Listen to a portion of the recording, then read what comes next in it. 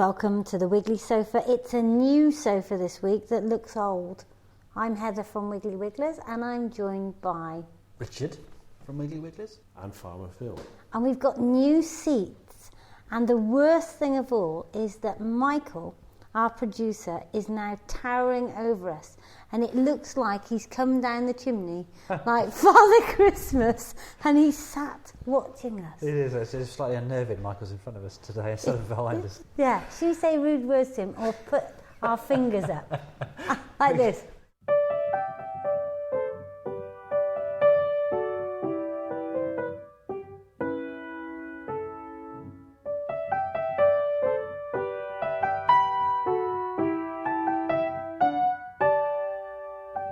It's the first time that we've been back on the sofa for about 100 years. Yeah, it seems like 100 years, doesn't it? It does. And you're brown and you're white, Farmer Phil. And you two have burnt a hole in the ozone layer to die for, no doubt. Yeah, quite possibly. Yeah. We've got so much on this week's show.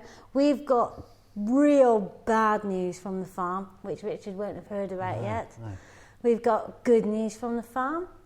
We've got the story of Heather in the podcasting capital, Ontario, LA, California, for a moment in time, meeting up with a fan. We've got the story of Richard on the weakest link, which I have yet to see. We're going to hear about Richard in the jungle. But because I've been to the podcasting conference, I've picked up a few tips, a few official tips about how your podcast should be. So here is my first tip. We must tell you, dear listener, how to contact us. So it's +44 1981 500 930, and we would love your comment.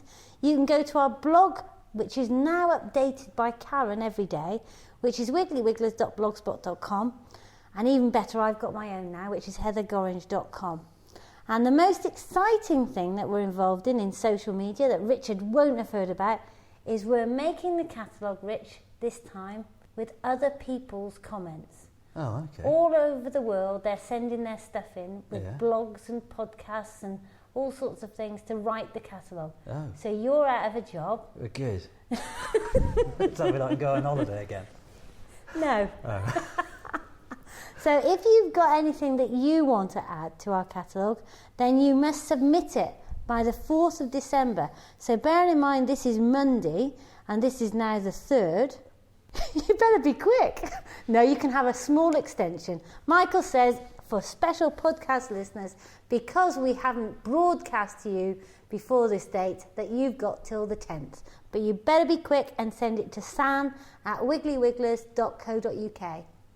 Your subject matter can be anything to do with your wildlife garden or the farmer in you.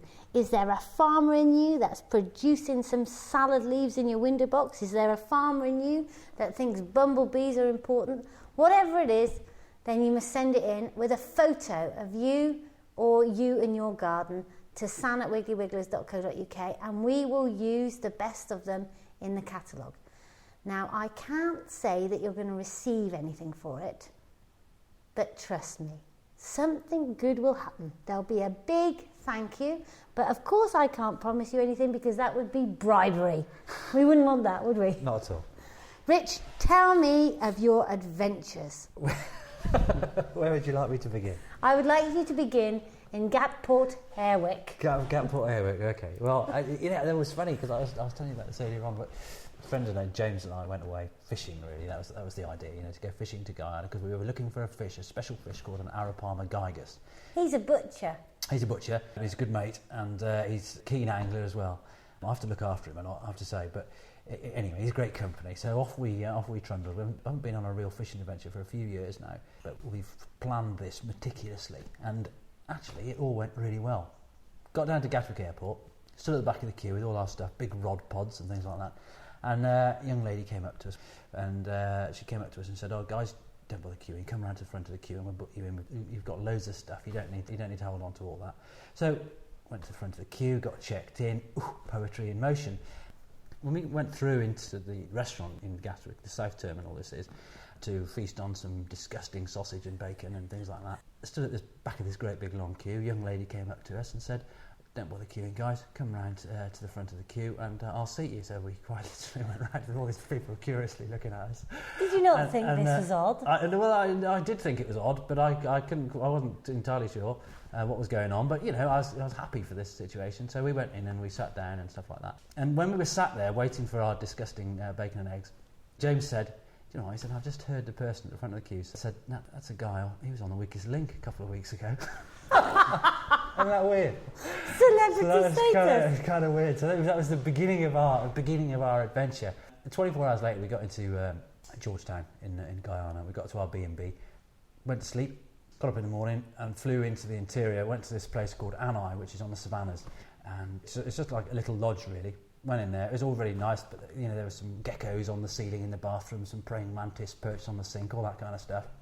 So we just chilled out there, make sure our digital cameras were charged up, make sure the iPod was charged up. So I've got some amazing little soundtracks of night time, lots of howler monkeys at night, and they sort of keep you awake, and cicadas and cane toads and all this kind of stuff.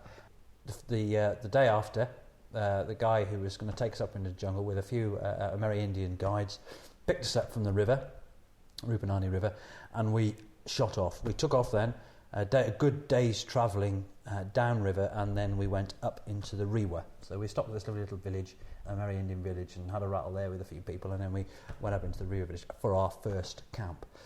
So a long day travelling. You can imagine sitting on 15-foot aluminium boats. But it was amazing, It was absolutely surreal. It's just how I imagined it to be from books that I've read as a child about the Amazon and things. I mean, obviously we weren't in the Amazon, but we were in South America. The environment's very, very similar.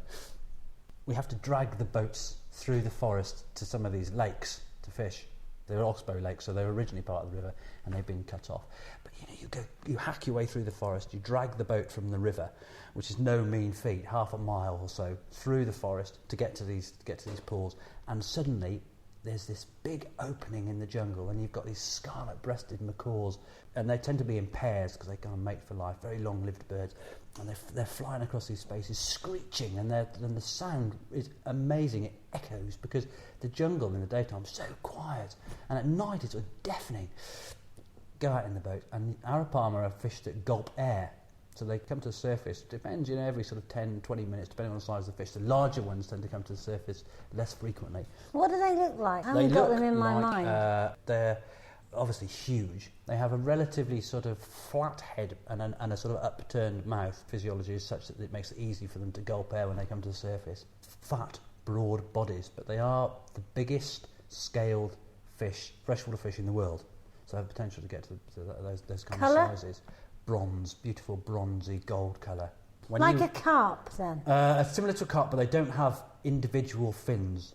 Carp have dorsal and pectoral fins and anal fins and things like that. Arapaima tend to have fin on the top and almost a complete fin that goes around the whole at the back of their body. And interestingly, a funny little stubby tail at the end. It's nondescript really. The back of their bodies are crimson, beautiful red colour. Stunning fish. When you play them, when they come to the surface, their scales flare, and you can often see the water being pressed out from underneath the scales. It's amazing to see it. It's really weird. We caught some fantastic fish, and the biggest fish we caught was 400 pounds, estimated at 400 pounds. That's an awful lot of fish. Absolutely massive, yeah. That's bigger than the fattest listener we've got on Middle Age Shed. Really? Yeah. That's interesting. And it's the first time, as far as we're aware, that a fish that size has been caught on a rod and line. They've caught them on hand lines before. When they were allowed to fish for Arapaima commercially, they use hand lines to catch a fish that size. But this is the very first time that anything anywhere near that size has been landed on a rod and line. Tell us about the otters. Oh gosh, one of the most surreal experiences, right? We were fishing the one day, and we're watching Arapaima, and you have to try and cast a bait really quite close to them. We're using big baits, 8 sort of half arowanas, another fish, same family as Arapaima, and they feed on these guys. So we were using half of these, and we had this ingenious little rig. It was like a hair rig, so the hook was separate from the bait. So from the hook, I had a nice little trace, and that's what attached the bait to the hook, and it just meant when a fish picked the bait up, they could be hooked in the corner of the mouth, so you can get the hook out easily. I just landed this fish, about £300, beautiful fish, and I'm completely beside myself because there's no way I'd anticipated catching anything that size, really. Whooping and hollering? Yeah, just amazing. When we're taking loads of photographs at the edge of this lake, again, macaws flying over us, the whole thing was completely surreal. Anyway, there was this pair of giant otters, and giant otters are really common there because the environment is pristine and very little human influence, tons and tons of fish. The otters are thriving. So anyway, these inquisitive giant otters came up to us. We'd just released this huge arapama, and the guy said, "All right, watch this." So they were splashing the water, splashing, screeching, and the otters responded to this. So they zoomed up to us, they charged us, because they kind of think, oh, these people, that competition, they assumed, I imagine, that we were another family of giant otters. So they charged us, baring their teeth and screaming at us. You know, they're really sort of aggressive and wonderfully animated and beautiful looking creatures. So that was amazing. Got loads of photographs. So I've quite literally got a photo of me with an individual from a species that are the largest scale freshwater fish in the world, with giant otters in the background in this cut-off Oxbow Lake. Amazing stuff. Well, that was the end of Go Fishing with Richard. It does seem a Look bit at like poor it, old doesn't it? Farmer Phil sat there, bored out of his brains, wondering when it's his go to tell us about the trials and tribulations of Lower Blakemere Farm. Wake up, chubby! Well, it all pales into insignificance, really. I'm not sure whether I actually got the life left in me to start.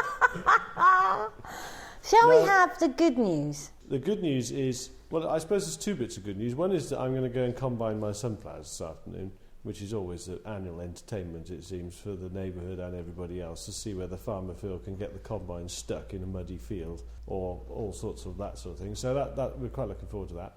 And then we've had the trials and tribulations of bovine cattle diseases and government and politics and all the rest of it. What a joy they are. Cut a long story short, we've mentioned before that when we have an old cow who's due to be culled because she's no longer fit enough, we tend to give her a last summer in the field here by the house, by the pond. And because of foot and mouth restrictions, she didn't end up going to the abattoir when she would have done, so she stayed there all summer with her elderly mate. Right. Annually, we have to test our whole herd for TB. We test our whole herd for TB, and yes, you've guessed it, which one came back as a reactor. So only one cow, nothing else, tested the whole herd, 300 animals nearly, and one cow, the old cull cow by the pond, comes back as a reactor. So what do you mean by a reactor? You mean positive? Well, that means that it's a skin test for TB. As we've said before, the test is not totally infallible, but it suggests that cow has got TB.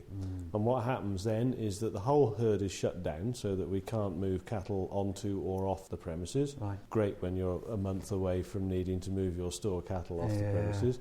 And that cow has to go to be killed, and then they do a post-mortem on her to see whether they can find visible TB or lesions in her. Whoa! The good news... Store cattle? Store cattle are the calves that, when they're weaned from their mother, that they go on to Will Morgan's and Chris Thomas's, in our case, to be fattened for beef.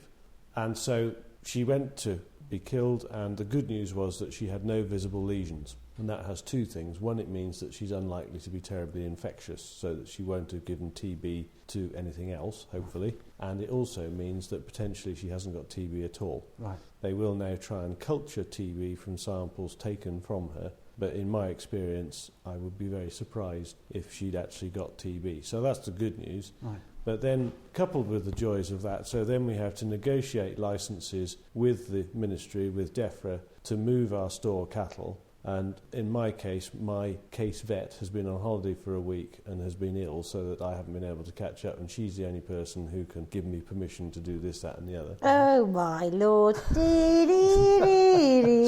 we've sorted that. We've got permission to move most of our store cattle, and that's fine. But then we've got the problem of blue tongue restrictions, and the fact that because Wales and England are now separate entities, Wales is not a blue tongue protection zone and England is. And we have a farm in either country, and they say that you can move cattle from a non-protection zone, i.e. Wales, to England, but you can't do it vice versa. Right. So that means that I end up with all the cattle in England where there isn't room for them, and all the grass in Wales, so in the spring I won't be able to take them back again. Right. So you've got a welfare issue. I've got a welfare issue, but we think it's going to change because blue tongue is a viral disease transmitted by midges.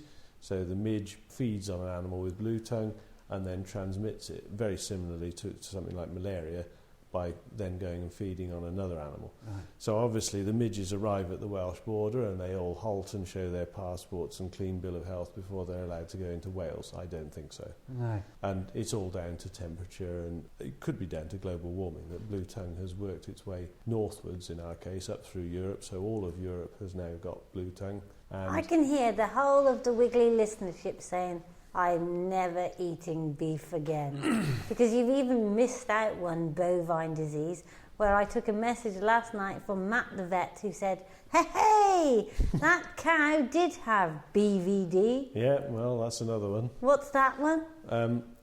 It's a viral disease, another virus that we vaccinate against in our herd, but in that particular animal's case, it probably got it from its mother in the womb, Right. in the herd that she originated from, and so she was carrying the disease before we even started, so vaccinating her made no difference at all, and ultimately the disease ran its course and she succumbed to the disease. What I am pleased to tell you is that none of these diseases have any implications for eating of the meat or milk or dairy products. Do you believe him? I kind of do believe him, but purely because I remember many years ago, having worked on fish farms, realising that the majority of any pre-packaged trout you get in a supermarket will be riddled with all sorts of diseases and viruses like enteric redmouth, which aren't always obvious, but they equally don't get passed on to human beings. The difficulty is that there are political drivers going on which have no relation to disease control or anything else. So Wales are holding out against being a blue tongue protection zone just because they can. There's no gain to them, and in fact there's actually a negative for them because their farmers would normally send sheep on tack to England, but on tack means they come here in the wintertime to graze roots and grass and things like that. They can't do that because if they send them to England they can't get them back again. And it's just ridiculous that the whole mainland should be a blue tongue zone, which has its own rules to try and avoid the spread of blue tongue, but it's just political flexing of muscles, doing things because they can. I reckon that we'll hear more about this, and this morning I've been sent through a picture from Leaf where Farmer Phil actually presented to the President's meeting in front of Baroness Byford. and Lord Rooker. There he was, Farmer Phil in his suit, and they've sent me through a photo, and doggone it, it looks just like a politician. His hand is out in the sort of Tony Blair pose, and they've headed it, Farmer Phil turns politician. So we'll hear more about this shortly. If my broadband had worked, I no doubt might have received the same You would have photo. got it, but it will be up on the blog where, dear listener, you can see Farmer Phil in full politician style instead of in his sou'wester or his Farmer Phil check shirt. In the meantime, when I walked into the podcasting conference, within 5 minutes of arriving, I met up with a Wiggly Podcast fan. So here he is. Let's have a little word from Jerry. I've just met up with Jerry Franklin. Jerry, you are a Wiggly Wigglers listener. I am a Wiggly Wigglers listener, an occasional listener, but an enthusiastic one. Fantastic. How did you ever find us? I honestly can't remember where I first heard about or read about you, but I know that I had seen several referrals, recommendations, citations as being both informative and enjoyable and successful, and also a true example of, if I may, a grassroots podcast. Yeah. And how do you and presumably other roots as well. How do you find it? The flip answer is, well, I just turn on my computer and there it is. Honestly, it's, for me, who's never been to England, it's like spending a day in the English countryside. I just kind of hear the birds and I feel the sun, and you have neighbors coming in and you're just talking about life in your village and you're talking about what to harvest. It's very evocative for me, of just kind of like, almost like a day off, a day in the country. And where do you live? And now I live in Alameda, California, which is near San Francisco. So is that in the town or the country? Well, if you live in San Francisco, you'd say it was the country. If you live in Alameda, you'd say it was the city. It's an island, literally sits in San Francisco Bay. It's got wonderful tree-lined streets and a lot of Victorian homes. So it's got a very much of a small town feel, but it's only about a 15-minute drive or a 20-minute ferry ride from downtown San Francisco. So for this New York soul, it has enough cosmopolitan goings-on for me to not go crazy. So, is your accent a New York accent or a Californian accent ready for all those English listeners? Well, I was born in Brooklyn, so this is what I really sound like. But that's the John McEnroe accent. Well, I guess I'm not sure. Is he from Brooklyn? The Woody Allen accent, maybe? Ah, yeah. Okay, yeah. But I lived for many years in Chicago, and Chicago kind of bred the accent out of me. And now I live for many years in California and a few years in Seattle. So I'm just a hybrid. I'm just a mutt. So you're a true American. Yes.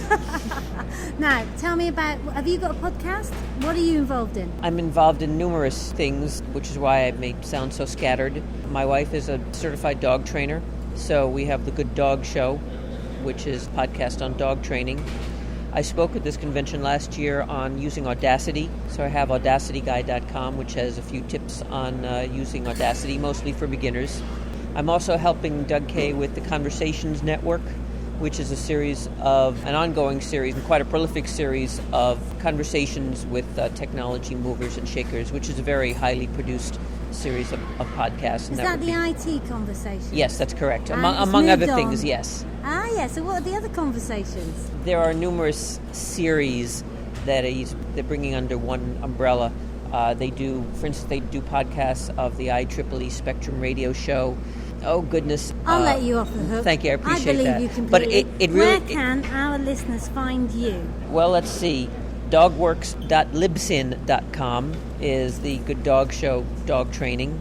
AudacityGuy.com is for tips on using Audacity. And the Conversations Network for very high-end and highly produced podcasts with technology's biggest movers and shakers and researchers and scientists and thinkers. You're a star. Thank you so much. I'm so pleased you've enjoyed our show. Not nearly the star you are, but thank you very much. Bye-bye. Thank you, Jerry. And we've got a saying in from each of you from Kevin, who always sends us the Southern sayings. So here's yours, Rich. He says, Richard, always offer to bait your date's hook, especially on the first date. And for Farmer Phil, he says, this is his dining guide, he says, a centerpiece for the table should never be anything prepared by a taxidermist. And we've got a few more comments in. We've got a next review on iTunes, and it's Verbena, and she says, a magic breath of country life, 5 stars. Just love dipping into the show. As a country girl trapped in the smoke, this calms me down and sets me up for the week. Thank you. I don't reckon it will have this week. And from Simon Sherlock, we've got thanks for 110. He means number 110, not for the 110 shows. I thought it was great, but it was slightly depressing to hear the sounds of summer on a pretty miserable and cold mid-November day. Makes you pine for the spring. Well, Simon, you're quite right. We stored all those shows up so that we could go off on our various trips, but we are so pleased to be back and live from Blakemere today on a gorgeous November morning. I'm off. Bye from me. Bye. Bye.